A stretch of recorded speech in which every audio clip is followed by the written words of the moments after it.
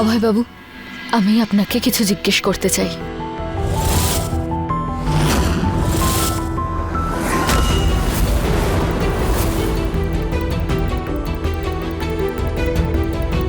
এখানে আপনার বাড়িতে বিপদের আশঙ্কা রয়েছে, আর আমি আপনার চিফ সিকিউরিটি অফিসার, তাই আমার এটা কর্তব্য আপনাকে প্রতিটা সমস্যা থেকে বাঁচানো।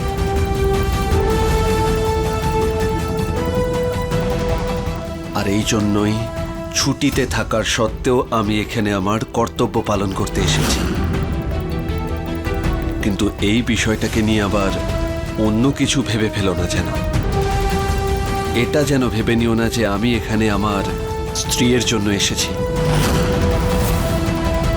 তুমি যতই আমাকে তোমার স্বামী হিসেবে ভাবো না কেন, কিন্তু আমার কাছে আমার স্ত্রী কেউ নেই, কেউ না।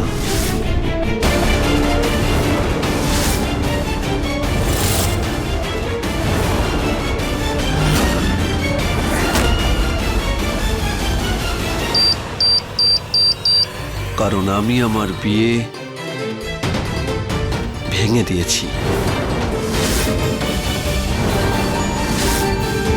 উল্টো 7 পাক খুললেই বিয়ে ভেঙে যায় না অভয়বাবু।